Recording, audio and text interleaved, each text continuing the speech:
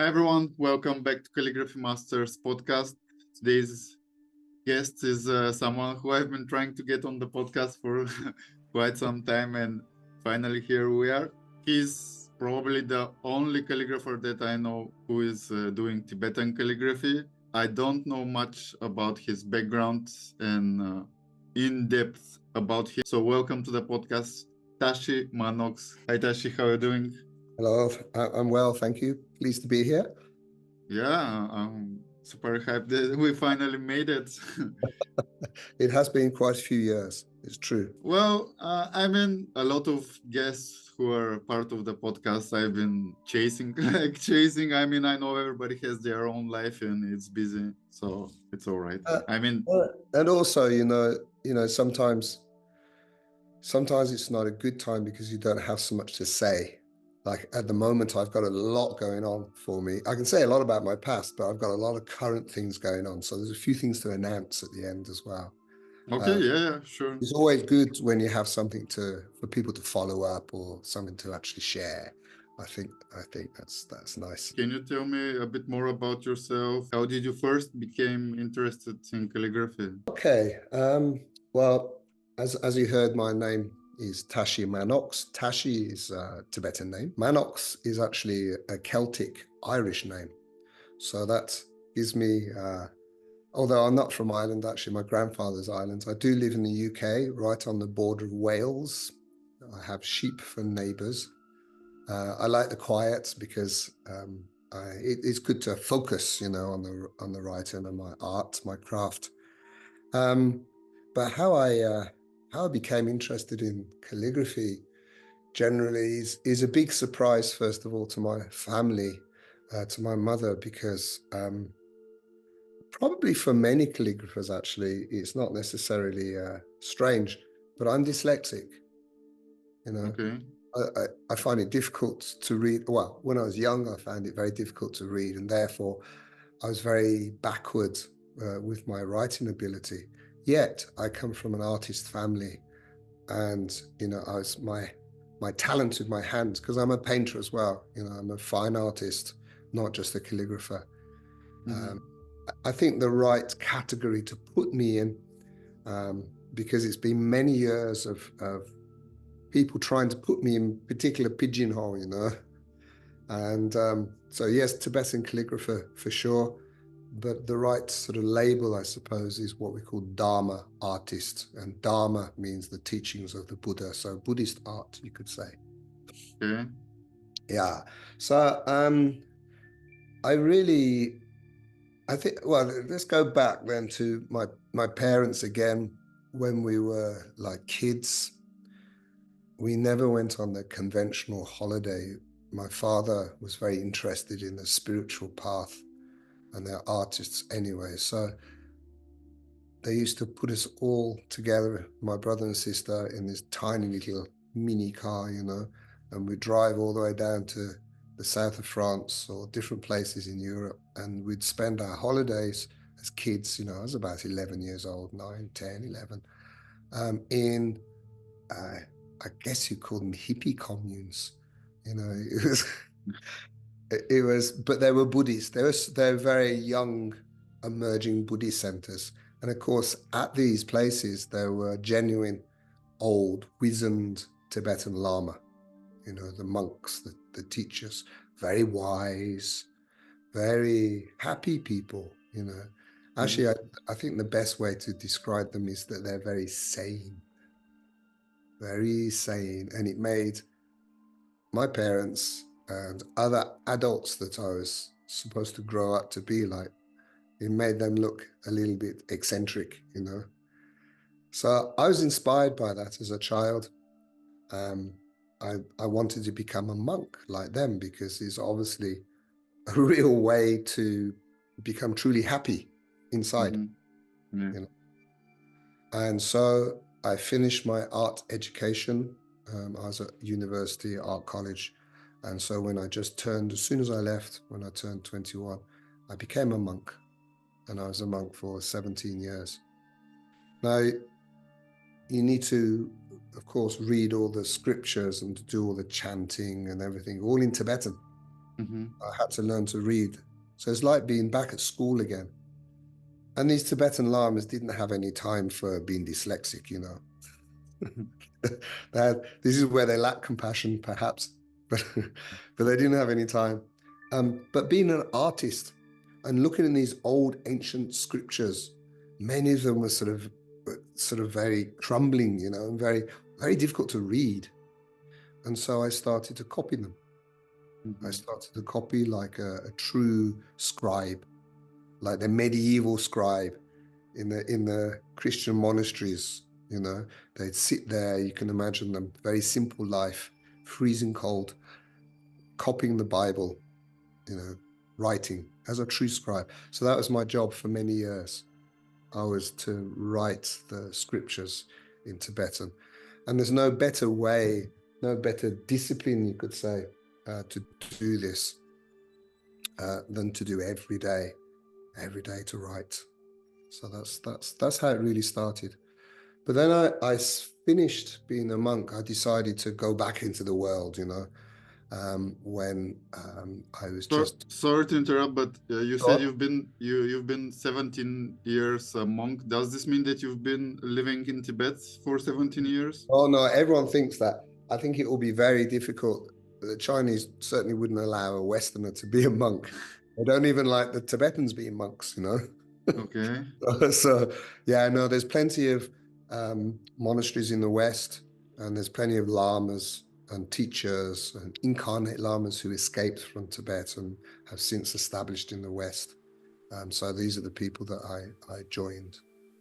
And where was this that In you went? Scotland, actually, the monastery is in Scotland. Okay.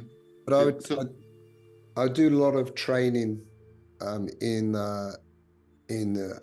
Dharamsala, you know, northern India, the seat of His Holiness the Dalai Lama, and also in Kathmandu as well, in Nepal. There's great teachers there, so I train and study with them there as well. does this mean that your first touch with calligraphy was with Tibetan calligraphy? Did you have some formal No, training? No? no, I had no Western training in calligraphy. My English handwriting was awful. It was terrible because being dyslexic, I lack confidence, and I couldn't spell. I couldn't, you know. So all your focus is in the effort to try and read, the effort to try and spell. You can't really focus on the beauty of your handwriting, because that's what calligraphy means, isn't it? Calligraphy, you know, the writing, the beautiful writing form. How was this different with the Tibetan calligraphy? What was in terms of experience for you? Yeah, I think I was a little older then, so I think my focus was better.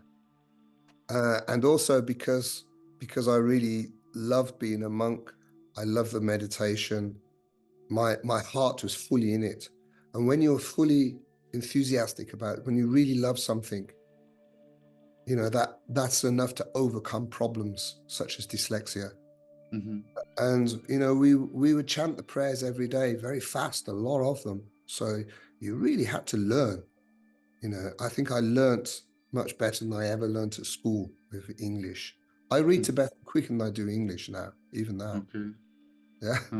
How long time did it take you to learn the Tibetan language?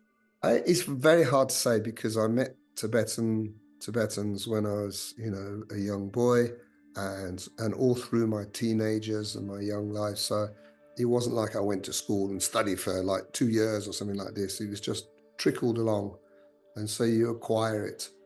It was acquired really over that long period of time. And was it like part of the being a monk to be able to write Tibetan calligraphy, or is it something that you choose? I chose it. Traditionally in Tibet, it is one of what we call the monastic sciences. There's so many sciences like astrology, medicine, and calligraphy is one of them.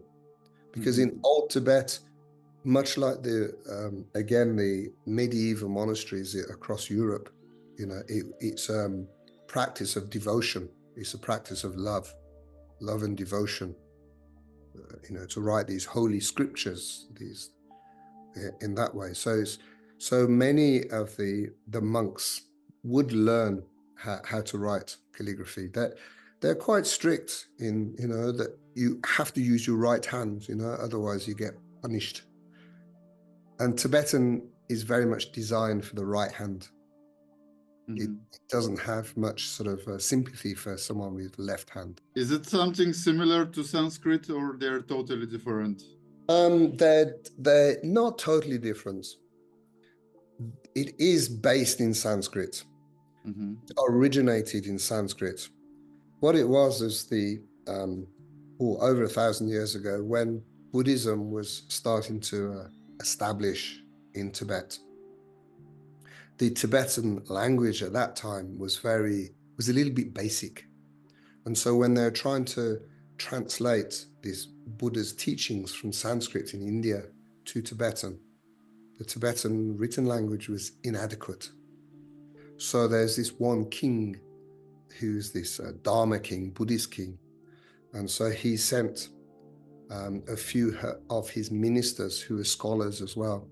He sent them over the Himalayas to India to learn Sanskrit and to reform the Tibetan written language in order to accommodate the Buddhist teaching.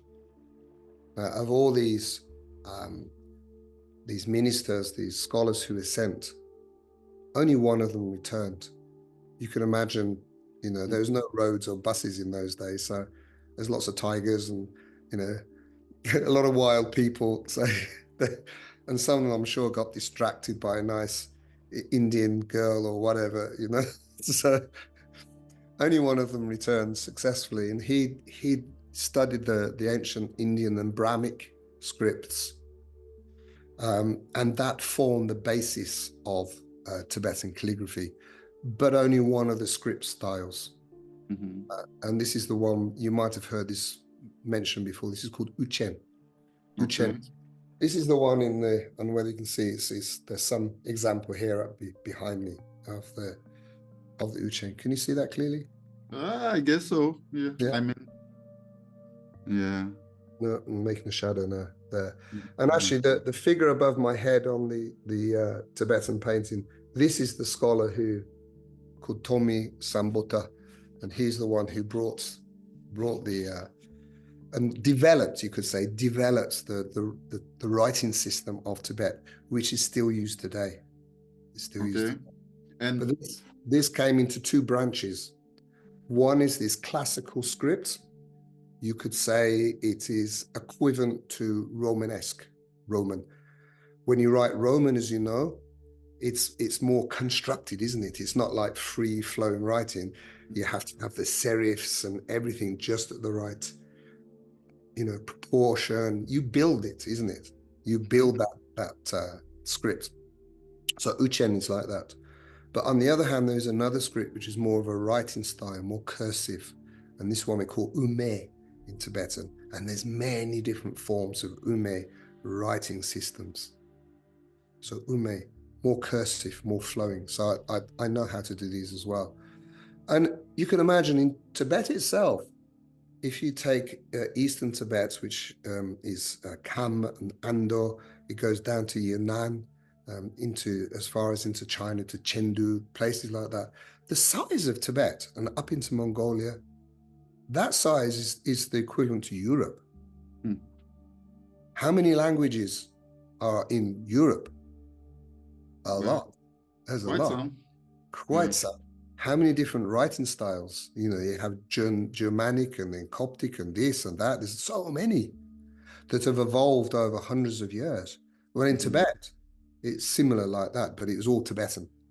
But so many different writing systems evolved from that time of Tomni Sambota. So there are different writing systems, but yes, are there only two main scripts like you explained, or there are more scripts? There's many more scripts. Yeah, many more scripts. Uchen and Ume are the sort of classification of two areas of script styles. Even in the Uchen, there's many different variations. In Ume, there's many different variations, such as there is in Europe. There's many different variations of how we can't call it English, of course, because it's Italian and German and this and that, but it's based on the same alphabet, isn't it? Yeah. Yeah, it is. Okay. So the Tibetan alphabet is unique. to Tibet, nothing to do with Chinese, a little bit based on Sanskrit, that's where it originated from. But actually, English and European tongue, the colloquial, is more based in Sanskrit. Actually, it relates more to Sanskrit than Tibetan relates to Sanskrit when he talks the talking. It's very interesting. Okay. And if we look at the, I wish I had a diagram there, but the paleographical tree, the history of the languages of the world, you know, they say, of course, our friend Paul, Pat, you know, PA Scribe, he's the expert on this. He would say, you know, the origin was perhaps goes back to the hieroglyphs, isn't it? You know, and everything sort of developed from there, probably earlier actually. These little marks, I forget the name there on the stone. Yeah. Everything branches off from there. Tibetan actually is on the very, very edge of this tree. It relates back more to the, you know, we could say Western-based languages, whereas Japanese, which is of course based in classical Chinese, is a completely different tree. It doesn't cross over. So even the Islamic calligraphy styles, that also belongs to the Western family Okay. tree. You said in the beginning you were just copying some texts. For how long were you learning on your own? And then when and how did you start being taught by other people? Was it only classes you were attending or also some books? Yeah, it's a mixture of everything. I had in the very beginning when I first became a monk, then I had a teacher. She was very strict. You know, I had to learn by memory by the next day. I was terrified. But I was young, you know, I was in my early 20s. So she would really really scold me if I made a mistake, you know, really put me down. And then when you start to feel that you're getting a little more confident, you know, your writing's getting better, you know, then she'd suddenly spring a test on you. She says, okay, now write the alphabet by heart. And you go, you know, the right order of letters and everything. And then of course you may get it a little bit wrong. And then she'd be, you think you're so good, you know, look, you can't even remember the alphabet. She was very strict, but that was good. You know, that was in many ways, I had to learn how to learn again.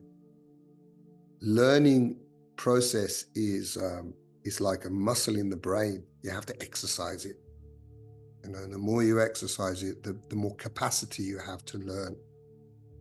Yeah, so it's like that, learning. But I had one thing that was a great help to me, or a great aid, and that was meditation. Okay. Yeah, because as a monk, you sit there and meditate. And when you meditate, you become very calm, very peaceful. And this allows the study, your concentration to be more clear. You're not distracted. You're not as distracted. Yeah. When you're a kid at school, you're sitting, fidgeting in the class, you know, looking out the window, flicking paper at the people next door, you know, all this sort of thing. You're distracted. So you don't really focus well, even though you have a young mind, which is much more easy to remember things. So then when I was in my 20s, I had to learn again. So meditation really helped, really did. It still does. How much time it took until you were like feeling that you are good with Tibetan calligraphy? Well, to be honest, I still feel I'm not good.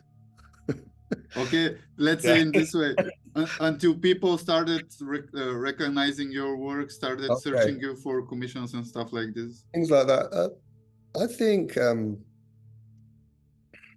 think it was the turn of the millennium. I think in 2000. This is about the time I stopped being a monk, and of course it's like, okay, I'm stopped being a monk. So what am I going to do now? You know, my CV was empty. What have you been doing for the past 20 years? You know, I've been sitting on my butt in a monastery. You know. So I'm like, what am I going to call myself? What's my career? And I've always been very artistic. And I thought, well, okay, I'll take this Tibetan calligraphy, wonderful calligraphy tradition, and I become an artist, more sort of mainstream artist, bring it into the modern world, you know, contemporary world. And also to help the survival of Tibetan language itself, because as many of the writing systems in the world, it's one of these that's on UNESCO endangered languages. So a lot of my work I do is to teach and to promote and to help preserve the Tibetan language. But were you not afraid that you were not gonna make it? I mean, Tibetan calligraphy, it's awesome and Yeah. amazing, but I guess the market for it is not as big as other Not kinds at of all. calligraphy. You're absolutely right, and it still is quite a small market. It's a very small world. It's true. I guess that's why I was kind of pushing more into the contemporary art sector, because it's not just a craft, it's not just calligraphy. And back then, calligraphy wasn't so kind of cool. It's only it's like something that a hobby, that old ladies would do, or something like that, the early 2000s. And quite honestly, it's people like yourself who've really contributed to making calligraphy in general cool. This is so cool. First of all, thank you for saying this, but I think it's cool because there's been a number of times that people actually wrote me, yo, thank you for what you're doing. You calligraphy masters makes calligraphy being cool. And I Yeah, mean, I it's kind of awesome to hear stuff like this because yeah, like we live in super technology we do. focused world, and to make people interested in calligraphy, it needs to adapt to what It is today. does. It does. And you have the ability to help it adapt. And you're Mm-hmm. promoting other calligraphers. You're raising the bar. You're helping do that. This is why I'm so happy to join this interview even. I recognize that. And it's the same within Tibetan calligraphy. There's a lot of work that I do recently in the past few years in Bhutan. Bhutan, which is this amazing kingdom, the dragon kingdom they call in the Himalayas. They have their Mm-hmm. own monarch, their own king, and they write what is basically Tibetan. They call it Dzongkha, of course. That's their own name for it because they're quite proud, nationalistic people in a good way. But the story goes that when I was visiting there, invited there, I held an exhibition of my work there, and I met one of the princesses who she's not only very beautiful, of course, but she's um, very keen on helping preserve the heritage, their art heritage of Bhutan. And of course, that includes calligraphy. Mm-hmm. She does a lot of conservation work, restoring the old monasteries, all these beautiful decorations on the walls and all of that. So she that's her job. And so meeting her was delightful, and we talked a lot, shared a lot of things. So on this one occasion, I said to her, "Hey, she said, I said, do you know any really old, like proper masters of calligraphy in Bhutan?" I said, "I would love to meet, these masters. I'd like to learn something from them, because I'm always interested and always learning. I've learned from other Tibetan masters, to sort of answer your Mm-hmm. question earlier, and I've learned from books as well. But I have had Tibetan teachers as well, masters." And she said, "Yeah, yeah, sure, sure." I said, next year when you come to Bhutan again, we have some um, masters to introduce you to." And so when I visited the next year, I said, "Oh, so where are these masters?" And she went, "We couldn't find any." And I was kind of shocked. And she said she was shocked as well. And apparently they stopped teaching calligraphy in their curriculum during the 80s. What? What? I know. In the schools and the monasteries. The monasteries are like schools anyway. They're the hubs of education. If you've got a kid, too many children in your family, you send them to the monastery and they can go and learn there. Mm. And so they realized that they were in a dilemma. The 1980s, that's 2 or 3 generations. That's quite a long time. Yeah. Yeah. So they did eventually find some very old guys who were kind of forgotten about, unappreciated, definitely unappreciated. especially by the younger people, Yeah. Why do they need to write Tibetan? Because that's what their grandparents do when they go to the temple, Why?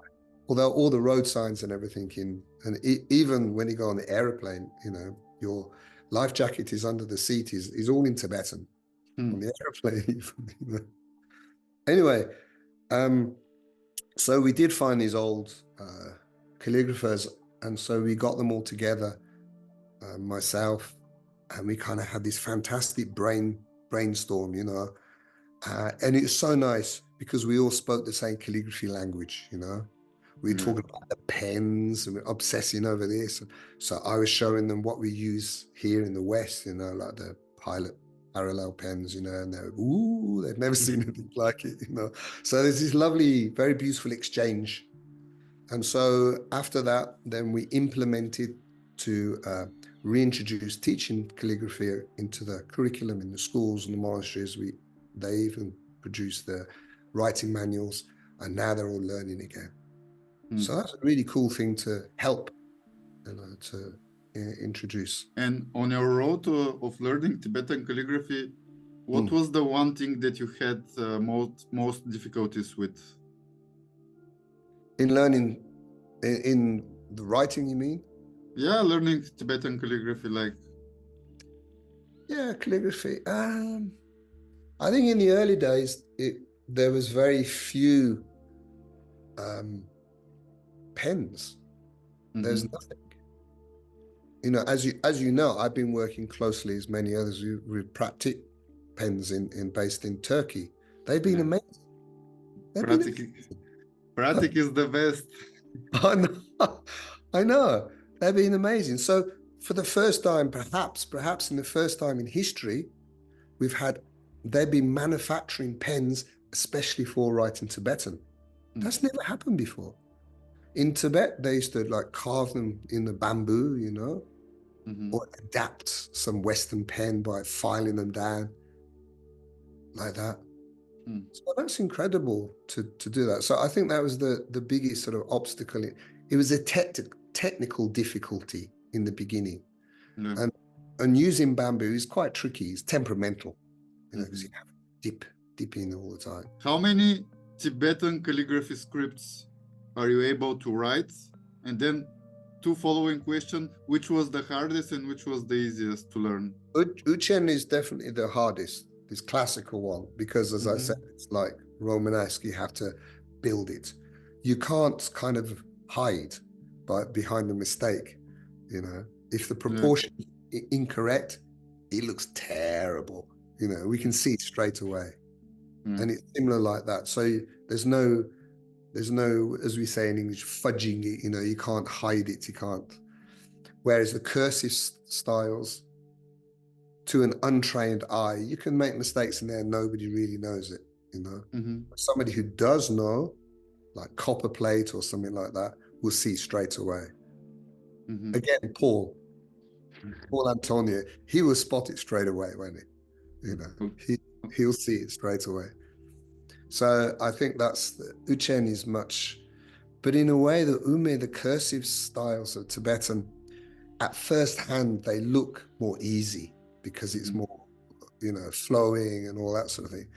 But actually, they're more difficult because in a way, there's less sort of, how do you say, less kind of structure to hold it. So it can go wrong more easily. I mean, again, if we reference to Paul Antonio, he had these incredible kind of tracing sheets, isn't it, with the right angle for the italicize, and it all helps. And of course, as soon as you take that away, it's like this invisible background to the calligraphy has disappeared. There's no such thing as that in Tibetan, or there hasn't been. It's never really developed in that way. So it's quite difficult to master it, and very easy to make mistakes. It's something I'm continually working with, and more especially in this day and age, because there's many fonts, for computer that have been made from Tibetan. Some are pretty poor, some are, not bad, they're quite good. Some of the poor ones, you can definitely see that whoever built that font wasn't a calligrapher. you know, Yeah. It's the same in European as well. Okay. Is Tibetan calligraphy done only with broad edge pens, or there are scripts that can be done with pointed nibs as well? Yeah, there's what we call the quick script, which is like shorthand or quick writing. The terrible writing that your doctor writes the prescription that no one can read. There's the ones like that. So you can just write with a ballpoint pen. Of course you can. It doesn't look so nice. I wouldn't call it calligraphy. I just call it writing because it's not particularly beautiful. And as we know, there are people who can make even a ballpoint pen look beautiful. If you use it in a skillful way and you get the proportions right and the clarity. So it's not just about the writing implement. It's your spatial awareness. It's everything. Your sort of flow, the lightness, the heaviness, many different aspects to consider. I think it's interesting. It's because I think even if you learn one discipline in the world, calligraphy discipline in the world, it doesn't matter which discipline it is. Then you appreciate all the other calligraphy disciplines because it has the same kind of values to it, the same sort of focus to it, so this, the same technical difficulties you have to overcome. Are there other Tibetan calligraphers in the world which are active like yourself? And I don't mean some old masters and people. Yeah, there are a few. Yeah, I have students. There's always people snapping at your heels. They want to be number one. A little bit competitive sometimes. There are a few in Europe, in America as well. I don't think there's not so many who are kind of publicly active as well. I'm a little bit different because I'm not just a calligrapher, but I'm also an artist. I was trained as an artist. I was trained as a Tibetan artist as well, in the tanka painting and everything, and the temple decoration. And because I studied it not just at school technically, but also, as a practitioner, as a Buddhist practitioner. So I've meditated on it. It sort of becomes part of yourself. I don't think there's many others who really like that. You're either one or the other. I kind of got it mixed together in a way. Yeah. I have to say, it was very difficult in the early 2000s, when I was establishing myself in London. I'd go to galleries, because I wanted to sell my work and things like that. And first of all, they were surprised when they walked in to see that I was English, because I thought that I was going to be Tibetan with the name Tashi, so that kind of confused them. And then they struggled to put me into a pigeonhole. Well, they said, well, it's kind of Asian art, but you're Westerner, so it doesn't really, they struggled. And so because of that, I kind of cut my own niche, and it was very difficult for many years. How many years passed until you felt, okay, this is going now in a good direction? Yeah, I'd say, let me think. So it's really 24 years that I kind of went professionally, you could say. It's probably only the past, it's about 10 years it took, 10 years. Okay. You just have to believe it. You believe in yourself and you just keep going, keep going, keep going. I mean, my bread and butter money was translating and designing for people's tattoos. That paid really well. Now I don't have any time for it whatsoever. It's a headache because there's 101 different places on the body. There's all sorts of, working with each individual customer is like a real headache. So I don't care for that. Was there a specific moment that made a difference? Like something that happened and from there on? Yeah. There was a few significant things, I guess. I think it's whenever I was invited to do something more mainstream, you know, like just now, for example, working with Maharishi streetwear, you know, Maharishi, very reputable, very cool kind of streetwear, where sort of, you know, a little bit hip hop, whatever. And they do the most beautiful embroideries, very high quality. So I've just launched a collaboration with them at the moment. So that sort of thing really significantly helps you, elevates you, you know, in a business way. It really helps, and also it brings my craft, you could say, to a much wider audience, a much younger audience as well. Then I get emails from monks in Bhutan, even emails from monks in, you know, Nepal and Tibet even, and they all want to be like cool artists like Tashi Mannox, you know. Oh, will you teach me how to be an artist? You know, I'm just like, how the hell am I going to do that? You're in Tibet, you know.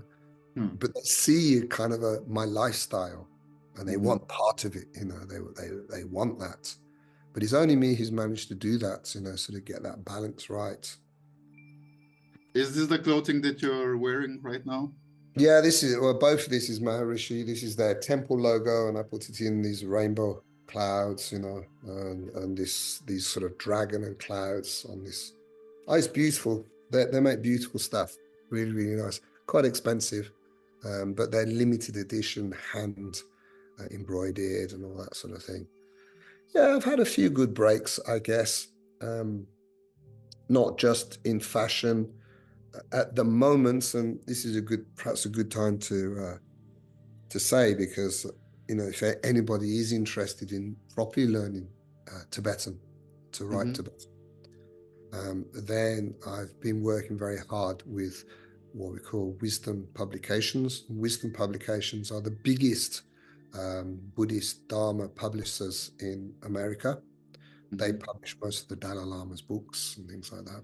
So they welcomed me.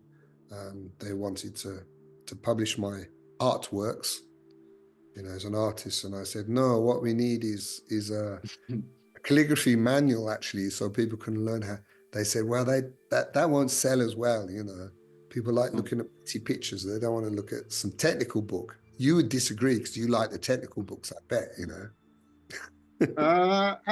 Like, to be honest, I have there a lot of calligraphy books, and I've spoken with Paul and some other people about it.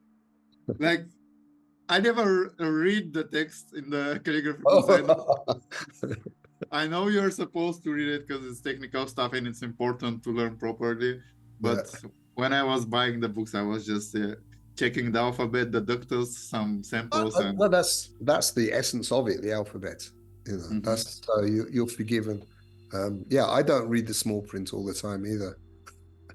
but Anyway, so what they did, Wisdom Publications very skillfully made. They recorded me 2 times in New York, filming me to do tutorials, and these were very successful. So we've done part 1 where everyone can learn the alphabet in the Uchen script, you know, how to construct it, you know, and I give sort of advice on the penmanship as well, all of this sort of thing. And now we're just about, I think in the beginning of March, is to have the phase 2, which is part 2, which is they can develop it more.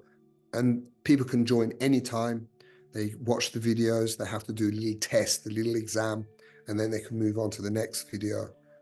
And that's been very, very successful, you know, because I do teach Tibetan, I do hold workshops and classes and retreats, but you know, people are inviting me from all over the world, and I can't be everywhere at once, you know. So having that online from reputable publishers, it has been very successful. You know, it's very good. when did you start teaching Tibetan calligraphy? Was it something you decided, or there was like a lot of interest from people? That's a good question. I didn't think anybody else would be interested. I thought I was the only crazy Westerner, you know, doing Tibetan, you know. So I was pleasantly surprised when I was first invited to teach some weekend workshops in London by a Buddhist community. I said, really? Will anyone come? You know, are there people interested? And to my surprise, a lot of people came. Hmm. You know, people learn Tibetan not just because they want to learn the language, but because they're Buddhist, but also from kind of from an anthropological, I can't say it, but sort of a study of a different culture.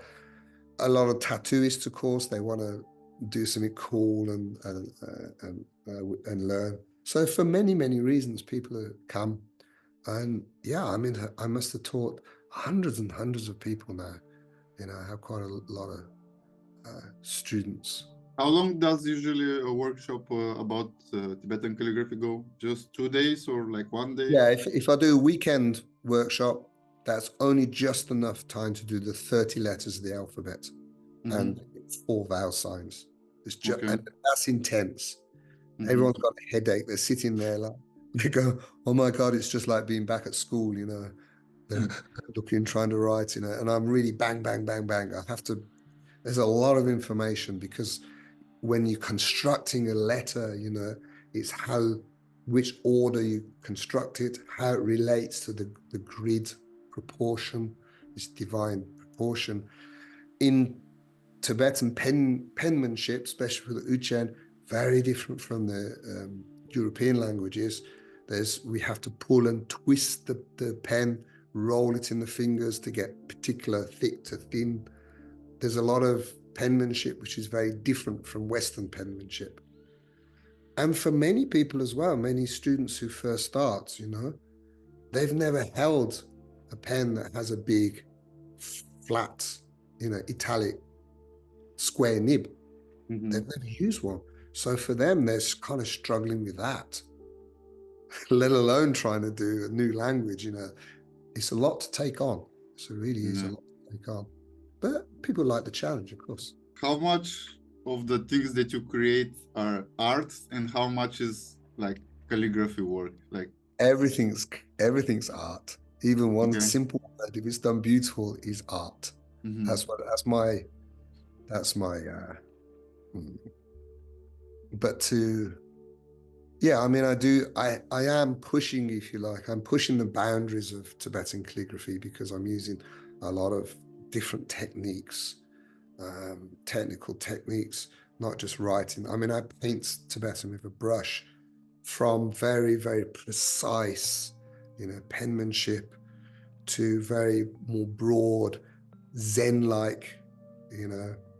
Remember my Enzo, the big circle, splatter, splatter, you know, all that's, and you can't do that unless you've got a proper foundation. You know, you can pretend to do it, but you know, anybody who knows can see, he's a fake, you know. You have to really have a good foundation to do that. So my work's very, very, very broad. And of course, I call myself an artist, so I have exhibitions, I have large artworks, pushing the boundaries, really, really. It's interesting because I don't want to compromise the tradition in the name of modern art. So, but at the same time, we need to advance, you know, we need to be more contemporary. So to be contemporary without compromising the old tradition, I still bow down to the old tradition. It's very, very useful. Traditions take hundreds, if not thousands of years to develop, don't they? Yeah. Developed by different masters and they, you know, and as explained earlier, they can be lost in just one generation, lost forever, you know. So I don't want to corrupt the tradition by my own Tashi Mannox sort of thing, you know. I'd be putting my ego all over it, you know. Of course, and as an artist, you need a certain amount of ego. But anyway, but not the gross ego, sort of like good identity, I'd say. So yeah, it's a fine line. It's a fine line to walk, not to compromise the tradition, but yet to be contemporary. I think it's important. You as someone who's doing Tibetan calligraphy, everything that you said, the way you learned, And you also mentioned a couple of times how important role played meditation in calligraphy. For sure, I know in the eastern parts of the world, like Japan, China, and stuff like this, people like calligraphy is in their culture, and it plays a main role. And people know that there is energy, like the way they feel it goes into the letters. And I think in the Western world they are starting some more people to speak about this. But can you speak a little bit how important is using meditation, how important it's your mood for the end result of calligraphy? I think so. I mean, if you look at, there's people who can analyze your handwriting. They're like clairvoyant. They can say, oh, your liver's not very good because you do your G like this and da da da da da. They can analyze your handwriting. So handwriting is a personal manifestation of your inner self. So if you have a lot of anxiety in your mind, you know, in yourself, it's going to show in the writing. It doesn't matter what calligraphy style. You know, you can recognize good calligraphy because it doesn't have tension there. You know, it's like trying too hard. You can see a young calligrapher, they're a little bit immature and they're kind of trying too hard. So it kind of looks a bit kind of wooden and not very, and then you say, it's not so, it doesn't inspire me, you know. So however you are inwardly, it manifests outwardly. So you got to be relaxed. You got to be confident. You have to know your trade. You know, you have to know your skill. You've got to learn it properly, really, really properly. I think meditation then really helps that because it's through having a calm state of mind. Only when you have a peaceful state of mind, then you have the clarity. If you're not peaceful and you've got emotions pulling you here and there, and doubt and fear, you know, expectation, trying to look fantastic, you know, or whatever it is, it's going to show. So the meditation helps you sort of dissolve that, get rid of the sort of unwanted clutter in your mind, and then you can focus. I mean, actually writing itself, you know, when you do your art, you know, you're decorating a car or a table or whatever, you go into a zone. You're just, there's nothing else going on. You're just there doing that, you know. Yeah, it's funny because like a few weeks ago, exactly the last card that I did, I was just checking the clips, and at some clips I could see my face looking at the letters. I was like zoned out. Like my face is so different than I look like now. Yeah, you are in the moment, and that's meditation. You are undistracted. You're peaceful, just in the zone. That's why we say in the zone. So if you meditate before silent meditation, you know, it helps you get to the zone much quicker. Much quicker. So is there times that you don't like what you have produced? Do you usually like your work, or it takes time? I think every artist is perhaps a little overcritical. You know, we're always overcritical. I always see the mistakes, of course. And then it's even more annoying if somebody else sees a mistake and you haven't seen it. It's like, oh, ouch, you know. And so I just have to say to myself, okay, I'm not perfect, you know. I'm not Buddha. I'm not perfect. We make mistakes. Everyone makes mistakes, you know. Yeah.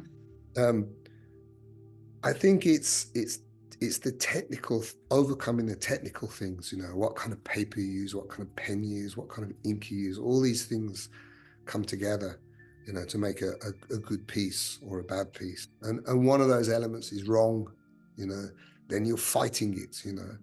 If your pen ink nib isn't working, you're kind of struggling with that. You can't flow properly. So, I mean, sometimes for me to produce just one piece of work, I spend a whole day just getting the right kind of pen, the right kind of ink. You know, this is no good. It's not working properly. You know, look at myself. Is it me? Is it inside me? Do I have some sort of issue in me that I haven't sorted out and it's manifesting in the work? You have to really check yourself the whole time. So sometimes I can see that in my work. Oh, yeah, that doesn't look so good because I know I had an argument that day, you know, and so it's kind of tainted the artwork a little bit. So I can be critical in that way.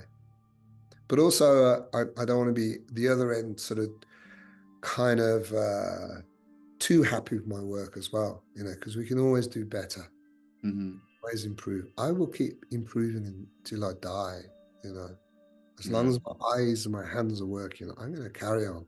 What's the project that you have been working on the longest time, and how long was it? I think it was when I was a monk, when I was working as a scribe.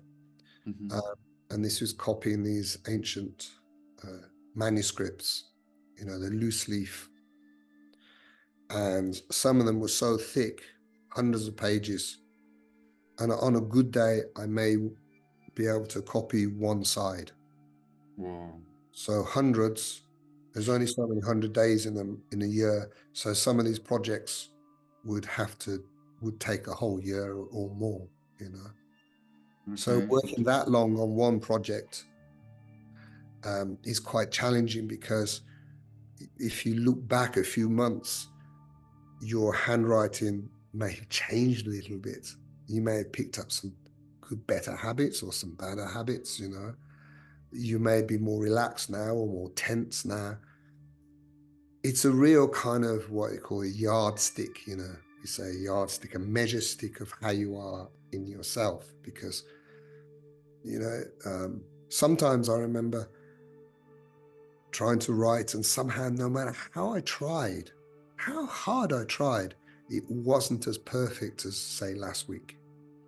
I'll go, why is it, what's the matter with my hand, why isn't it, there's something, and I'd have to stop writing, go away and sit and meditate or think about it. And then I'd usually find something that surprised me, yes, it's because I had that argument maybe with another monk or something, and I didn't resolve it. And I kind of like forgot about it or sort of suppressed it. And it is coming through me, so it was a very good measure of my state of mind. So yeah, that's the longest project. And what's the project that you've worked on that you were most excited about?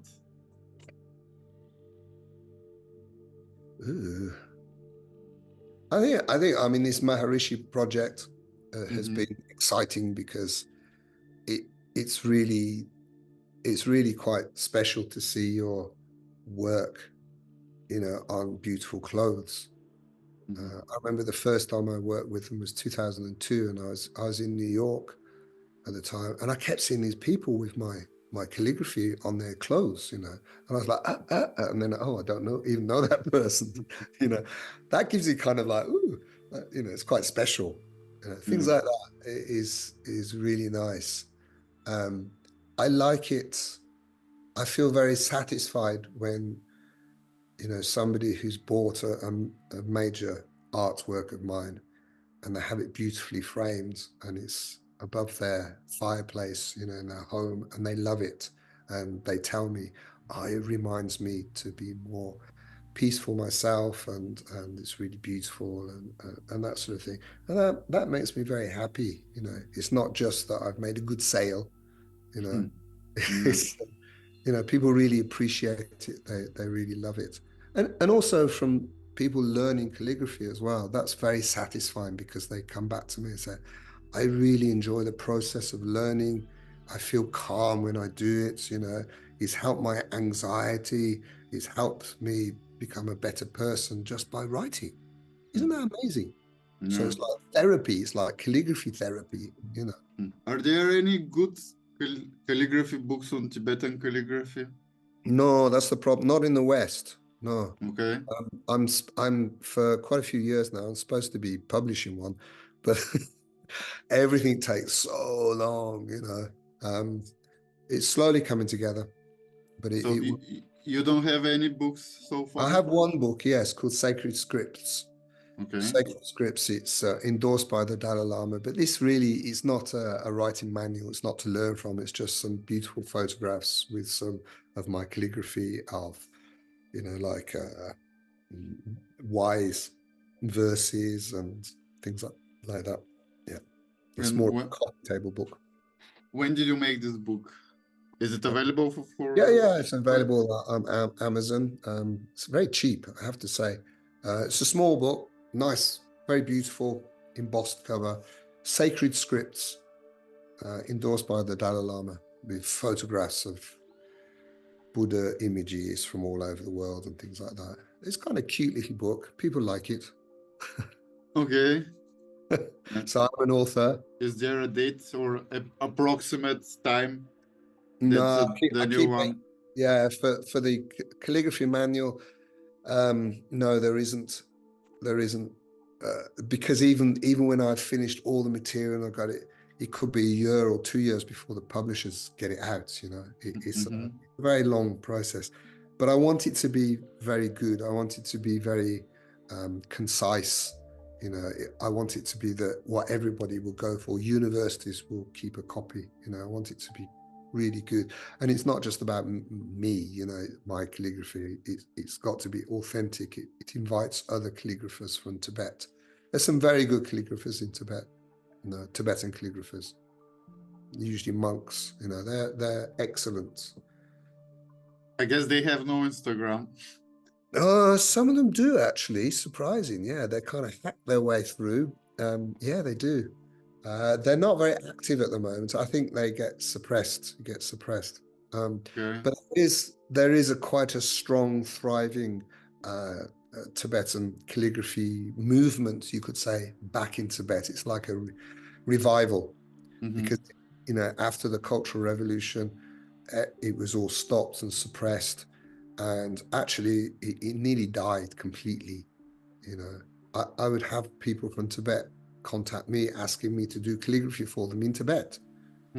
Like, this is crazy. I'm a Western guy, you must have your own. And they said, no, we can't find any. But now there's a revival. They've even have International or National Calligraphy Day, which is on the 30th of April each year. And then this is great because it promotes lots of sort of competitions of exhibitions between calligraphers and monasteries. And so there's a lot of activity with that. That's really good.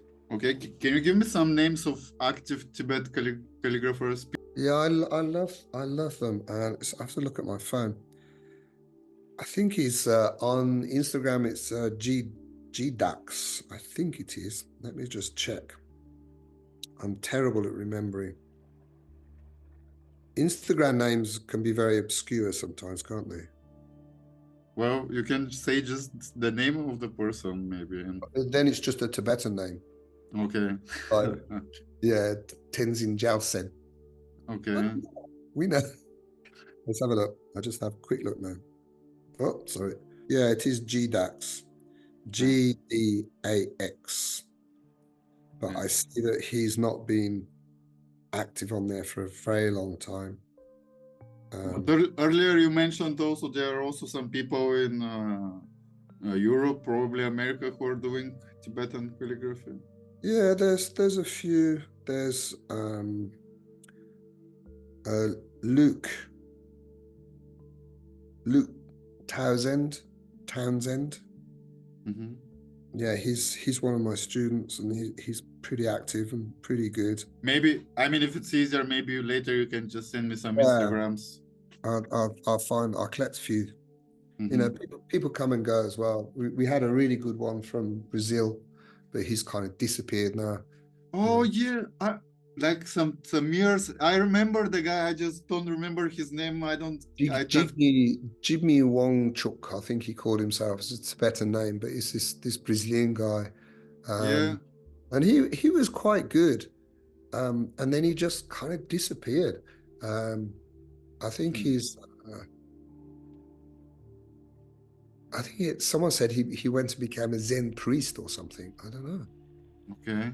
I think it was tough for him because he had a little child, and of course, there's not that so much money in making, Tibetan calligraphy. So, yeah, people come and go, So, are you the best Tibetan calligrapher alive? Well, I'm not going to answer that. Not the best alive. No, I think there's far better calligraphers in Tibet. there are, but of course they don't have they're not on social media as much. But perhaps in the West. Yeah, okay. In the West, I guess. I mean, I don't know other calligraphers. I know it's a bit of a tricky question, but He's tricky. the point is not There's tricky. others who think they are or would like to be, and Mm-hmm. Have you ever learned any other types of calligraphy, or you always been just with the no, I Tibetan? did. When in the monastery again, I write in Tibetan very nicely, but then when I came to writing English, then it's just like terrible. So I thought, I better teach myself to write nicely. I mean, it's not amazing calligraphy, at least, but at least it's clear and coherent. And so I studied a few. I studied Irish Celtic, ancient Okay. Celtic, which I found very beautiful. I like that. It's kind of similar in a way to some of the cursive Tibetan scripts. It has a similarity. Mm-hmm. Things like the italic, I can write italic, but it's pretty embarrassingly poor. I've never learnt copperplate. But interestingly enough, my great grandfather from Ireland was a copperplate writer. Huh. He was a proper, when they actually etched into copper for the Yeah, printing, yeah. and that's his profession. So Okay. that's in my blood, it's in my blood. Did you have a love for the letters throughout your life? Yeah, I think so. Even though I was dyslexic, I couldn't read and write so well. To see beautiful writing, to see beautiful calligraphy, like we have like the deeds for a house, the documents for a house is always on this vellum. In the UK, it is anyway, maybe in Europe. So if you own a house, you get the documents with that beautiful writing, Old English writing, Yeah. with all the seals and all that sort of thing. I used to go, wow, look at that. Wow, I'd like to be able to write that, So I used to Huh. try and copy it when I was a kid, yeah. So yeah, I think it's always been part of me. And Yeah. about Tibetan calligraphy, besides the art part of it, what Mhm. other uses are you using it for? Like, is it being used only for spiritual stuff, or it No, has a? not always. No, not always at all. I mean, a lot of people approach me to design them logos, business logo, and things like that. Mm-hmm. And sometimes that does involve Tibetan as well. There's been quite a few businesses from Tibet and Nepal and the Himalayas. Like I don't know, hotels or restaurants, and they want some nice signages and all that sort of thing. So yeah, I do that kind of work. Yeah, Mm. it's very broad, very, very. At the moment, I've just been doing some Tibetan, which is going to be published into a book. There's some titles. It's a translation of a famous Tibetan saint, and then so they want the titles in nice, beautiful Tibetan, which will be published. I've done a lot of that kind of thing, Mm. book covers, and yeah, it's surprising actually how where it takes me, or like Okay. film credits as well. I've done a lot for the film credits. That last year there was this film released, Never Forget Tibet. It's a Okay. documentary film about the escape of the Dalai Lama. Never Forget Tibet. And so the opening credit score has my calligraphy sort of all animated and turning, and it looks fantastic, really nice. Okay. So Mm. yeah, it's quite a lot. I get approached to do a lot of things. I have to say, yes, one time I was approached by, I call Mr. Font from Apple Mac, and Okay. and I thought, great, this is good. This is going to be a good job. I'll be able to buy a house, something like. But it didn't quite turn out how I imagined it. It turned out that for me to design one and build one font, they say average, if you're lucky, is 2,000 hours.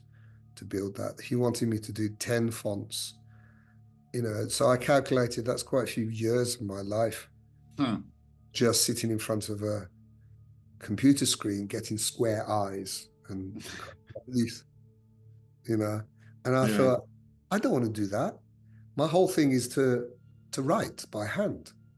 And in a way, there's been a revival of calligraphy around the world because people are forgetting how to write because everyone's, on their phone. So there's kind of a backlash against that.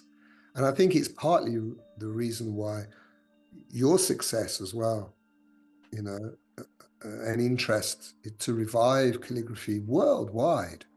It's because of that, It's great we have these technologies and everything, and it has a place, but they were dominating too much.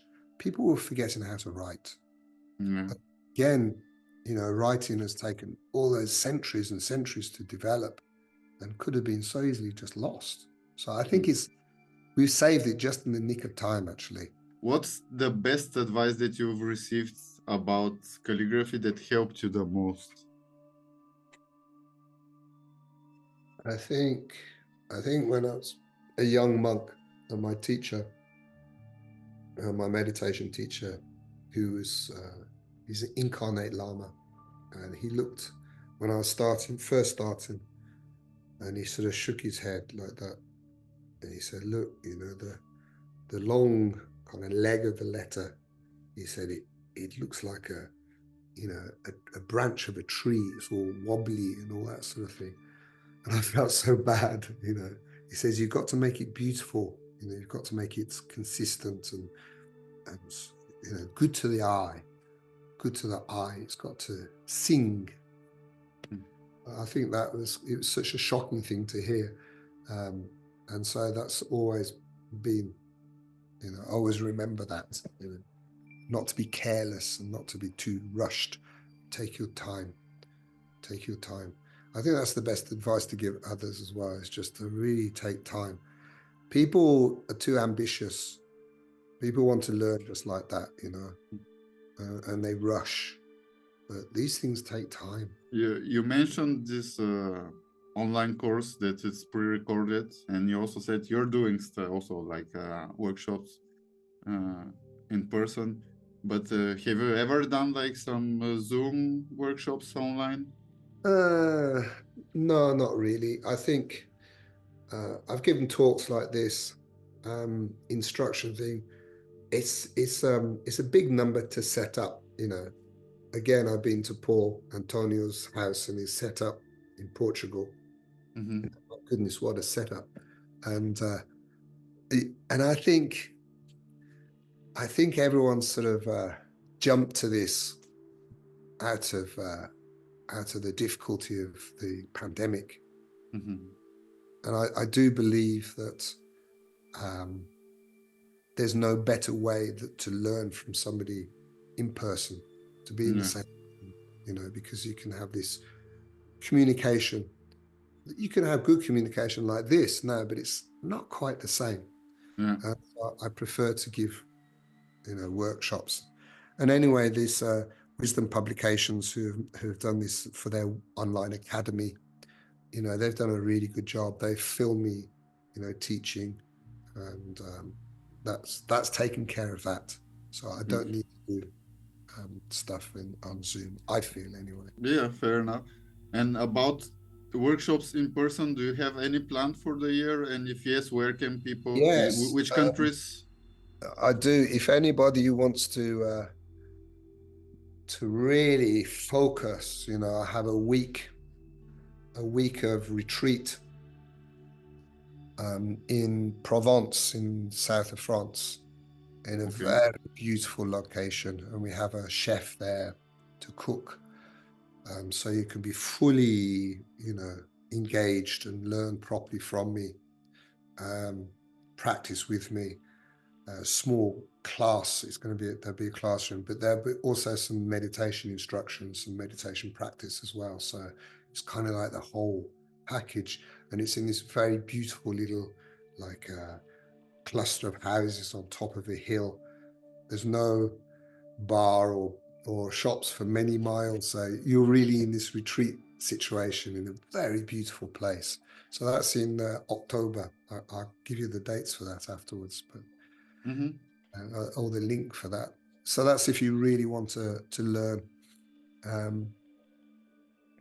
People are always asking me, and it's difficult to find a place, but I chose this because it's in Europe. Europe has very good train links. You know, it's have a lot of students in Europe anyway. Yeah, so that's the next kind of big thing. All right. What is calligraphy to you? That's a big, broad question, isn't it? What is calligraphy to me? What does it mean to you? What's like, I don't know. Well, I mean, it's not like, for me, it's an easy question. Like, yeah, it's a big question. What does it mean to me? It means, for me personally, it means overcoming my disability because I was dyslexic. Yeah. It means that. So good calligraphy with the right training, the right foundation, the right discipline gives you freedom. Is this the best part about calligraphy? Yeah, because when you're in the zone, you know, when you're creating it and, you know, it's all going well, and you're satisfied at the end, it looks, you know, it's not bad, you know, and that's good. And if it has something meaningful for other people, you know, that what it means and things like that, and if that helps lift humanity, if that helps lift, you know, then that's the best thing about calligraphy. Do you have any other hobbies? Is there something that you like doing other than calligraphy? There's many things. I love cooking. Okay. Of course. Yeah, I love cooking. I have a garden here in Wales, so in the summer, it's good for the soul to be out there digging, and it's very it's very rewarding when all these beautiful flowers are there. You know, that's lovely. Yeah, I like to travel. I love snorkeling. Okay. Yeah. There with corals, you know, and all the fish, just like so beautiful, so amazing. Where's the best place that you have dived? So far in Bali. Yeah. Yeah. So far Okay. North Bali. I see. Yeah, the Red Sea is good as well. I'm not a professional diver, you know, or anything like that, but for me, it's a hobby, you know, it's a beautiful. No. Of course. And is there like a goal or destination or something that you want to achieve with what you're doing while you're alive? While I'm alive. Well, first of all, yeah, I'll have to get all that I've learned into a book. Writing manual, I should do that, yes. Also to publish a book on my father's photography. He was a very famous photographer within the Buddhist world. He went to the Himalayas when he was a young man and took photographs of all these very high lamas in the Himalayas. And his work is incredible. He had a big plate camera, so it's big format, so the detail is incredible. So that I'd really like to do because he's still alive, my father. Yeah, that I want to do. Just be happy, really. Just be content and just continue. Pass it on. I have to pass this on. I can't kind of keep it jealously myself. You know, I spent a lifetime of learning all this. So what I'm doing more and more is how to share it, you know, how to pass it on in these different ways possible. Yeah, that's what you have to do. Well, Tashi, thank you. First of all, I want to say it was. I'm happy to finally be able to speak with you. Like, we've always chatted, but we never did something like this. Second of all, I hope our next talk to be in person. I would love to meet you in person. It would be really nice. Yeah, Yeah. it'd be great. And I want to thank you for taking the time to being a guest on the podcast. It was super awesome and very interesting to me to learn stuff about Tibetan calligraphy and about your journey. And guys, if you enjoyed this episode, please hit the like button. Let me know in the comments which part of Tashi's story was most interesting to you. If you're new to the channel, a sub will mean a lot. And yeah, thank you guys for watching. Thank you guys for listening. And as always, keep writing. Thank you. Awesome.